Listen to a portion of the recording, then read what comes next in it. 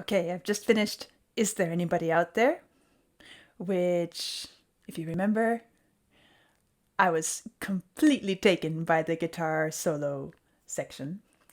Um, Now, what I see in front of me is Nobody Home. And let's just dive straight in and see how it goes. Somebody else needs taking care of in Washington. Rose, Susie. 36, 24, 36. I got a little black cat with me crazy! She was from a division of 1961, and she was still Got a little black book with my poems in. Got a bag, a toothbrush and a comb in. When I'm a good dog, they sometimes throw me a bone. I got elastic bands keeping my shoes on. Got those swollen hand blues. I got 13 channels of shit on the TV to It's so interesting that he comes back to this word blue, but now it's blues. And in that moment, we heard an E7 chord right here, which I can't say that this piece strikes me as being particularly bluesy, but I could pick out a few elements which could be attributed to blues influence, perhaps, although not necessarily. But he puts this blues in here, and in that moment we have E7. And if you remember, one of my other first listens, I guess it was Love, Rain, or Me, I talked a bit about what makes blues blues. A lot of it is, well, there are some really standard things, and I don't want to go into it right here, right now, because I want to listen.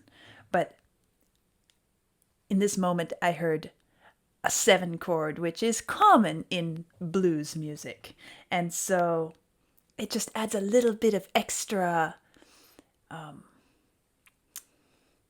color and emphasis on this word blues without having to make it out of context.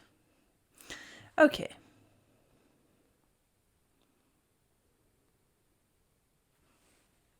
Here we go. I got elastic bands keeping my shoes on. Got those swollen hand blues. And I have to say one more thing about this. One other feature of blues is a sort of call and response.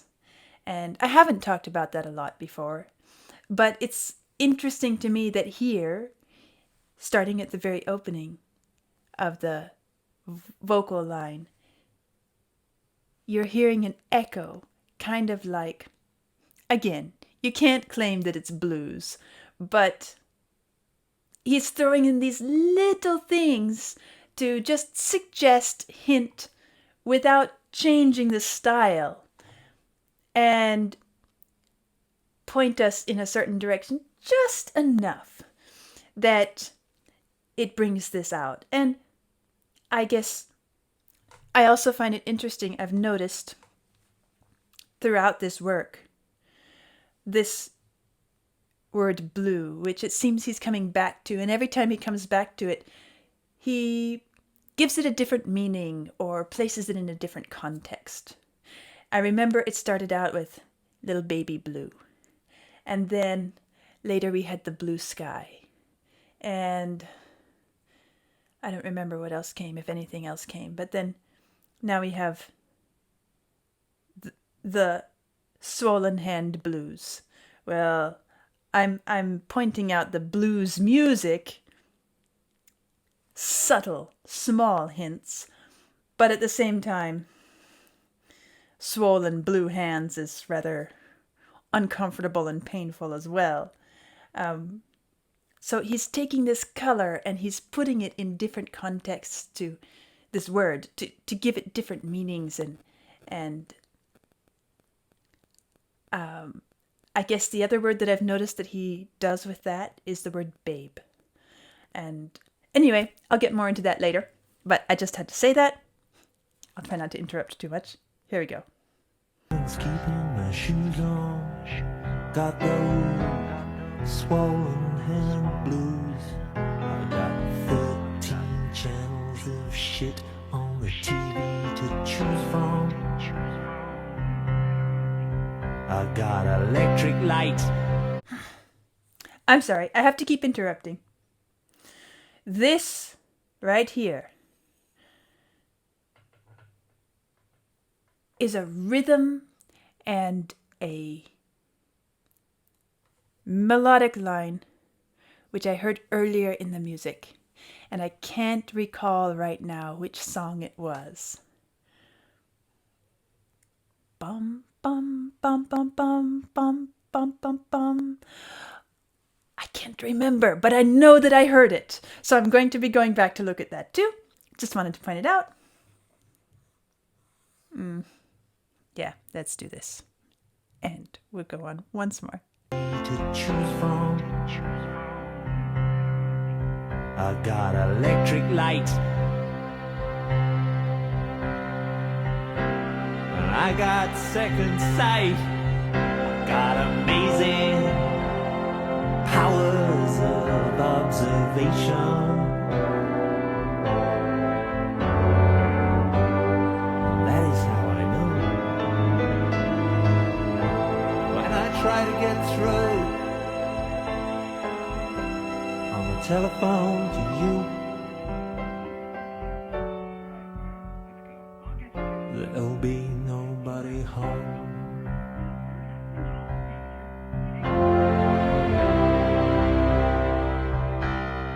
I got the obligatory Hendrix head and the inevitable pinhole buzz all down the front of my favorite satin shirt.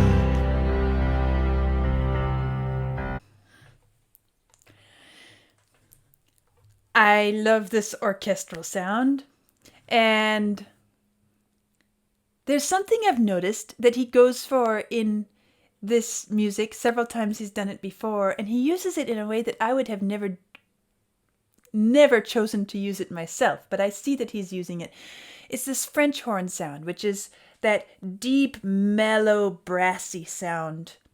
It's not sharp like a trumpet. It's not bassy like a tuba. It's that mellow brass sound that you hear blending in there. I have always loved that sound, personally. If you remember my story about listening against the speaker to pick out the harp sound, that French horn sound was the other sound that I did the same thing with. I don't play French horn because, you can only do so much in one lifetime. But I love that sound. And I find it an absolutely beautiful golden sound. But I notice that when he uses it in this music, he's not using it to give this warm golden feeling. He's using it to suggest something a bit darker and more ominous, which is an interesting choice to me because of my personal sonic preferences. But obviously, he has a strategy and a design, and I'm able to figure it out even though I think it's such a gorgeous sound. He's using it for a specific purpose, and I'm noticing every time it comes in, he wants to send us a little bit deeper, he wants to set us up for something a little bit more uncomfortable. So let's back up just a little bit and we'll keep going. Head and the inevitable pinhole buzz all down the front of my favorite satin shirt.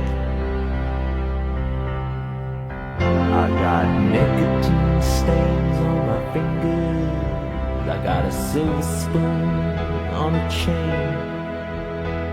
Got a grand piano to prop up my mortal remains. I got wild staring eyes, and I got a strong urge to fly. With the brass. But I got nowhere to fly to.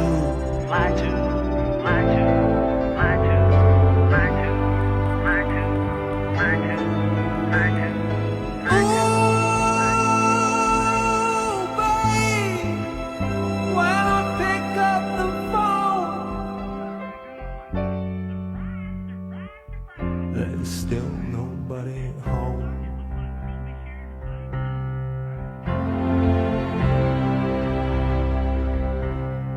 I got a pair of Go Hills boots, and I got fading roots.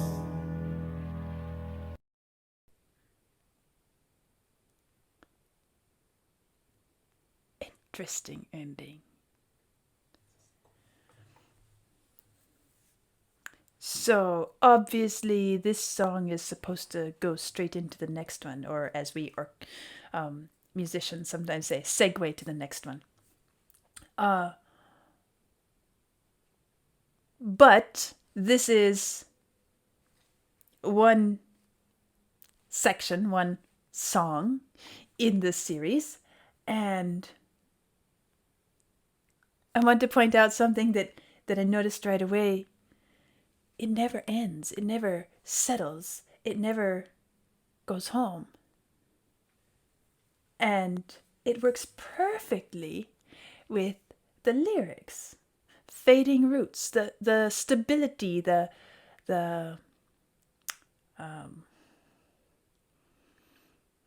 centering force is losing its power.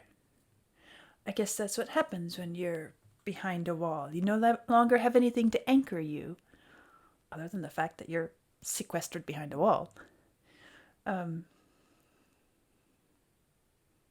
The orchestral parts in this are just... It's the kind of music, the kind of sounds that I love. And it's so... Well, it feels like a conflict to me, because I don't associate these sounds with this sort of lonely, tragic setting. And I suppose he's done that on purpose. He wants us to feel like this setting, this position this person is in, this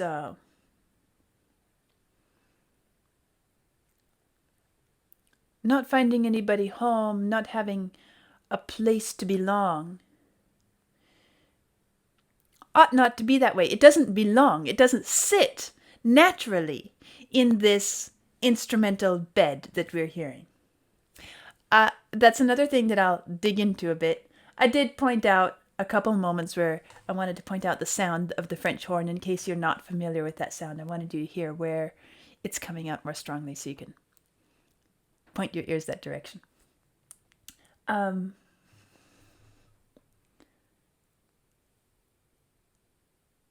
It's a very interesting piece. And there are things that I want to go back to and explore more deeply in it. So I'll do that in the in-depth portion. But that's my first listen. And I'm ready for whatever comes next.